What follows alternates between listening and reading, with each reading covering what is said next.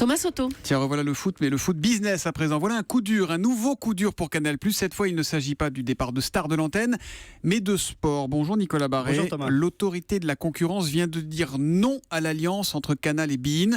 C'est un revers, clairement, pour Vincent Bolloré qui pilote Canal. Oui, c'est un revers pour Canal parce qu'il avait négocié un accord d'exclusivité avec beIN qui aurait permis de diffuser toute l'offre de la chaîne qatari. Canal a perdu 500 000 abonnés l'an dernier. Il espérait enrayer la tendance avec une très belle offre sport. Eh bien, il va falloir trouver autre chose parce que l'autorité de la concurrence, effectivement, a jugé que les deux réunis auraient eu une position dominante sur le marché des droits sportifs. Donc coup dur pour Vincent Bolloré, coup dur aussi pour les Qataris. Oui, parce que la chaîne beIN, vous le savez, appartient au fonds souverain du Qatar. Derrière, c'est donc l'État du Qatar, la famille Al Thani. Et il faut savoir deux choses. Le Qatar est certes très riche, mais 2 fois moins riche qu'il y a exactement un an à cause de la chute des cours du gaz et du pétrole.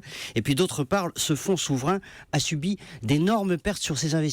Ils avaient investi beaucoup d'argent dans Volkswagen, dont les actions ont chuté à cause du scandale du diesel. Ils avaient investi dans la Royal Bank of Scotland, qui est un des plus gros désastres bancaires au Royaume-Uni, dans le géant minier brésilien Vale, qui est en très grande difficulté. Bref, pif, dis donc, c'est vraiment pas le moment pour le Qatar de jeter l'argent par les fenêtres. Or, beIN perd 300 millions d'euros environ par an. Ils ont fermé leur chaîne à New York, ils ont vendu celle en Espagne. L'accord avec Canal aurait été une bénédiction. Ils devaient toucher 1,5 milliard d'euros.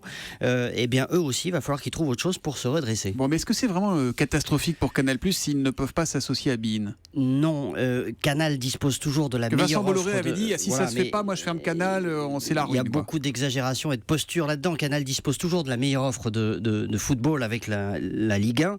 Le 1,5 milliard qu'ils avaient prévu d'investir dans beIN, ils vont pouvoir l'utiliser pour acheter d'autres droits sportifs. Donc ça n'est pas aussi catastrophique que le dit Vincent Bolloré, mais ça va lui donner une bonne raison d'accélérer les mesures d'économie. Attendez-vous à un sévère serrage de vis chez Canal. Et puis 2, ça complique sérieusement la stratégie de reconquête des abonnés qu'il comptait mettre en œuvre. Bref, Canal qui perd 400 millions d'euros en France, il faut quand même le rappeler, n'est pas tiré d'affaire. Voilà, Canal+, qui n'est pas diffuseur des matchs de l'Euro cette fois, ça se passe sur TF1, sur M6, mais en revanche sur beIN qui a l'intégralité de ces matchs. Nicolas Barré, directeur de la rédaction des Échos, qu'on retrouve lundi matin après le journal de 8h. À lundi, Nicolas. Bonne journée.